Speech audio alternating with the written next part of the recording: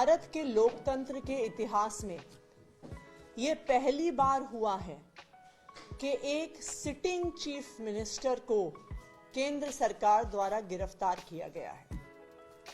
यह भारत के लोकतंत्र के इतिहास में पहली बार हुआ है कि लोकसभा की चुनाव की घोषणा के बाद एक नेशनल पार्टी के नेशनल कन्वीनर को गिरफ्तार किया गया है। यह बिल्कुल साफ है कि अरविंद केजरीवाल जी की गिरफ्तारी भारतीय जनता पार्टी की एक राजनीतिक साजिश है। ईडी का उपयोग करके एक विपक्षी दल के राष्ट्रीय नेता को गिरफ्तार करना एक ऐसे केस में जिसमें 2 साल की इन्वेस्टिगेशन के बाद भी 1 रुपए की भी recovery of proceeds of crime नहीं हुई है। एक ऐसे केस में गिरफ्तार करना जहां पर आज तक ईडी कोर्ट्स के सामने कोई भी सबूत नहीं रख पाई है, सिर्फ और सिर्फ ये दिखाता है कि ये भारतीय जनता पार्टी का डर है, ये प्रधानमंत्री नरेंद्र मोदी जी का डर है। प्रधानमंत्री नरेंद्र मोदी जी को, भारतीय जनता पार्टी को ये लगता है कि अगर देश में कोई एक नेता है जो उन्हें चैलेंज कर सकता है तो उस नेता का नाम अरविंद केजरीवाल है। इसलिए भारतीय जनता पार्टी और प्रधानमंत्री नरेंद्र मोदी जी हर संभव कोशिश कर रहे हैं कि वो अरविंद केजरीवाल को कुचल दें, आम आदमी पार्टी को कुचल दें। तभी एक के बाद एक आम आदमी पार्टी के एक एक नेता को गिरफ्तार किया जा रहा है। आज आम आदमी पार्टी के number 1, number 2, number 3, number 4, number 5 के सारे नेताओं को झूठे आरोपों पर भारतीय जनता पार्टी शासित केंद्र सरकार और उनके पॉलिटिकल हथियार एनफोर्समेंट डायरेक्टरेट ने गिरफ्तार कर लिया है। लेकिन मैं भारतीय जनता पार्टी को यह बताना चाहती हूं कि अरविंद केजरीवाल सिर्फ एक मुख्यमंत्री नहीं है, अरविंद केजरीवाल सिर्फ एक नेता नहीं है, अरविंद केजरीवाल एक विचार है, अरविंद केजरीवाल एक प्रेरणा है। अरविंद केजरीवाल वो आदमी है जो अपनी आईआरएस की नौकरी छोड़कर, इनकम टैक्स की नौकरी छोड़कर दिल्ली की सड़कों पर उतरा था इस देश के लोकतंत्र को बचाने के लिए, इस देश के संविधान को बचाने के लिए।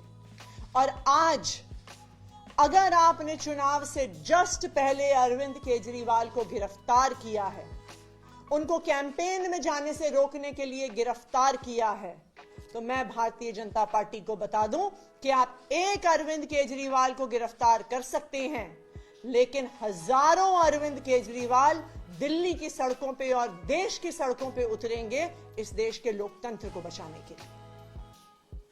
आज भारतीय जनता पार्टी ने लोकतंत्र को खत्म करने का कोई प्रयास नहीं छोड़ा। हम देख रहे हैं कि किस तरह से एक के बाद एक सभी विपक्षी दलों पे और सभी विपक्षी नेताओं पे हमले हो रहे हैं। अगर वो भारतीय जनता पार्टी में चले जाते हैं तो उनके खिलाफ केस बंद हो जाते हैं, अगर वो भारतीय जनता पार्टी में जाने से मना कर देते हैं तो उन्हें उठा के जेल में फेंक दिया जाता है। दूसरी तरफ हमने देखा है कि किस तरह से कंपनियों को ईडी और सीबीआई के माध्यम से डरा के, धमका के, उन पे केस करके उनसे इलेक्टोरल बॉन्ड्स के माध्यम से हजारों करोड़ की उगाही करी है भारतीय जनता पार्टी ने। एक तरफ हेमंत सोरेन की गिरफ्तारी होती है, दूसरी तरफ कांग्रेस पार्टी का बैंक अकाउंट फ्रीज होता है।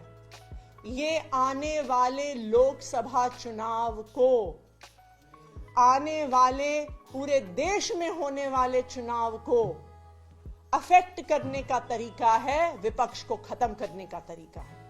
ये चुनाव को चोरी करने का अगर तरीका नहीं है तो क्या है?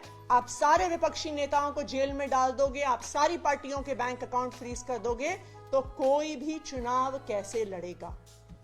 लेकिन मैं भारतीय जनता पार्टी को यह बता दूं कि जो आप ये विपक्ष के खिलाफ, जो आम आदमी पार्टी के खिलाफ, जो अरविंद केजरीवाल के खिलाफ साजिश कर रहे हैं, इसका जवाब दिल्ली आपको देगी, इसका जवाब पंजाब आपको देगा, इसका जवाब पूरा देश आपको देगा। आज एक और चिंता भी है हमारी। देश में पहली बार एक सिटिंग चीफ मिनिस्टर जिनके पास Z+ सिक्योरिटी है, Z+ सिक्योरिटी कवर है, उनको अरेस्ट किया गया है।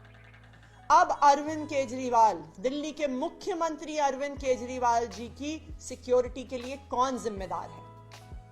आज वो ईडी के ऑफिस के अंदर है। उस ऑफिस के अंदर कौन जा रहा है, क्या लेके जा रहा है, इसके लिए कौन जिम्मेदार होगा? तो ये एक बहुत बड़ी चिंता आम आदमी पार्टी की भी है, ये एक बहुत बड़ी चिंता देश की भी है कि क्या केंद्र सरकार ईडी की कस्टडी में अरविंद केजरीवाल को पर्याप्त सिक्योरिटी दे रही है कि नहीं दे रही है। ये केंद्र सरकार का अपना असेसमेंट है कि वो Z+ सिक्योरिटी की आवश्यकता रखते हैं, और एक Z+ सिक्योरिटी की आवश्यकता रखने वाले एक सिटिंग चीफ मिनिस्टर को कस्टडी में रखते हुए ईडी ने उनका क्या सिक्योरिटी का अरेंजमेंट किया है, इस बात को केंद्र सरकार को देश के सामने रखना होगा। Thank you. क्या लगता है सिक्योरिटी वाले को आपने सवाल खड़ा किया है, क्या लग रहा है किसी तरीके की साजिश आपको लग रही है कि हो सकती है, या किस तरीके का कंसर्न आप जता रहे हैं? देखिए, अरविंद केजरीवाल जी एक Z+ सिक्योरिटी के प्रोटेक्टी हैं। अरविंद केजरीवाल जी इस देश के इतिहास में पहली बार अरेस्ट हुए सिटिंग चीफ मिनिस्टर हैं। हेमंत सोरेन जी की भी जब गिरफ्तारी हुई थी, उन्होंने गिरफ्तारी से पहले इस्तीफा दे दिया था। तो आज ये बहुत बड़ा सवाल है कि एक सिटिंग चीफ मिनिस्टर को जो सिक्योरिटी मिलनी चाहिए, क्या उनको ईडी की कस्टडी में मिल रही है? कौन उस ईडी के ऑफिस में अंदर जा रहा है? जिस लॉकअप में अरविंद केजरीवाल हैं, उस लॉकअप में कौन जा रहा है, उनकी क्या चेकिंग हो रही है, उनके पास क्या मटेरियल है, इस सब के लिए कौन जिम्मेदार होगा? एक कारण है कि एक सिटिंग चीफ मिनिस्टर को, एक संवैधानिक पद पे बैठे हुए व्यक्ति को Z+ सिक्योरिटी दी जाती है, क्योंकि उनके लिए कहीं से भी बड़े सिक्योरिटी के खतरे हो सकते हैं। लेकिन आज जब एक सिटिंग चीफ मिनिस्टर को ईडी की कस्टडी में ले लिया जाता है, तो उनकी सेफ्टी और सिक्योरिटी के लिए कौन जिम्मेदार है, इसका जवाब केंद्र सरकार को देना होगा। सुप्रीम कोर्ट में भी इस पूरे मामले में सुनवाई, वहां से कितनी उम्मीद है आप लोगों को? देखिए, हम सुप्रीम कोर्ट से ये उम्मीद करते हैं कि सुप्रीम कोर्ट जिसने बार बार कहा है कि लोकतंत्र की हत्या नहीं होनी चाहिए, आज वो सुप्रीम कोर्ट ना सिर्फ आम आदमी पार्टी को, ना सिर्फ अरविंद केजरीवाल को, बल्कि इस देश के लोकतंत्र को भी न्याय देगा। इस देश के इतिहास में ये पहली बार हुआ है कि मॉडल कोड ऑफ कंडक्ट लगने के बाद, चुनाव की घोषणा होने के बाद, देश में से 6 में से 1 नेशनल पार्टी के नेशनल कन्वीनर को गिरफ्तार कर लिया गया है। यह लोकतंत्र की लेवल प्लेइंग फील्ड का हनन नहीं है तो क्या है? आपने क्यों गिरफ्तार किया अरविंद केजरीवाल को चुनाव की घोषणा होते ही? क्योंकि आप चाहते हैं, भारतीय जनता पार्टी चाहती है कि वो चुनाव में कैंपेन ना कर सके, कि वो देश भर में जाके इंडिया गठबंधन के लिए कैंपेन ना कर सके। तो ये देश के इतिहास में, इस देश के लोकतंत्र के इतिहास में पहली बार हुआ है, और हम सुप्रीम कोर्ट से उम्मीद करते हैं कि सुप्रीम कोर्ट ने जब भी लोकतंत्र की हत्या करने की कोशिश करी है भारतीय जनता पार्टी ने, चाहे चंडीगढ़ के मेयर के चुनाव में, चाहे इलेक्टोरल बॉन्ड्स के माध्यम से, तो सुप्रीम कोर्ट ने सामने आके लोकतंत्र को बचाया है। तो हम ये उम्मीद करते हैं कि उसी तरह से आज भी सुप्रीम कोर्ट लोकतंत्र की रक्षा करेगा। क्या इंडिया अलायंस के लीडर्स के साथ कोई कोऑर्डिनेशन चल रहा है इस वक्त? ये पहला मामला नहीं, आपके हेमंत सोरेन की कल गिरफ्तारी हुई है, अरविंद केजरीवाल यूनाइटेड प्रोटेस्ट और यूनाइटेड फॉल प्लान ऐसी है। हम लगातार इंडिया अलायंस के नेताओं से सबसे टच में हैं। उनमें से कई लोग अरविंद केजरीवाल जी के परिवार से बात भी कर चुके हैं। हमारी भी कई नेताओं से बात हुई है, और इंडिया गठबंधन के सभी प्रमुख नेताओं ने फोन पर भी और ट्विटर और मीडिया के माध्यम से भी अरविंद केजरीवाल और आम आदमी पार्टी के लिए एक सॉलिडारिटी दिखाई है। ये लड़ाई सिर्फ आम आदमी पार्टी और अरविंद केजरीवाल की नहीं है, आज ये लोकतंत्र के लिए लड़ाई है।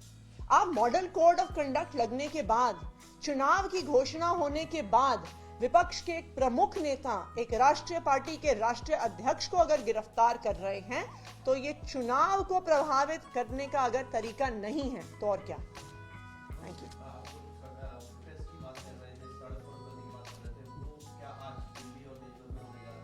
बिल्कुल प्रोटेस्ट होगा, लेकिन आज केंद्र सरकार का जो डर है वो दिल्ली की सड़कों पे भी दिख रहा है। आज आम आदमी पार्टी के ऑफिस को एक छावनी बना दिया गया है। आम आदमी पार्टी के ऑफिस के सामने 2 से 2,500 पुलिस वाले खड़े हैं। आम आदमी पार्टी के ऑफिस की सड़क के सामने हजारों पैरामिलिट्री फोर्सेस वाले खड़े हैं।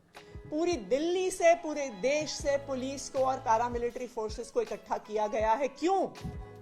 क्योंकि भारतीय जनता पार्टी को डर है, उनको पता है कि वो अरविंद केजरीवाल को जेल में डाल के लोकतंत्र की हत्या करने की कोशिश कर रहे हैं, और वो पुलिस के माध्यम से, पैरामिलिट्री फोर्सेस के माध्यम से अब दिल्ली के लोगों की और देश की लोगों की आवाज को भी बंद करने की कोशिश कर रहे हैं।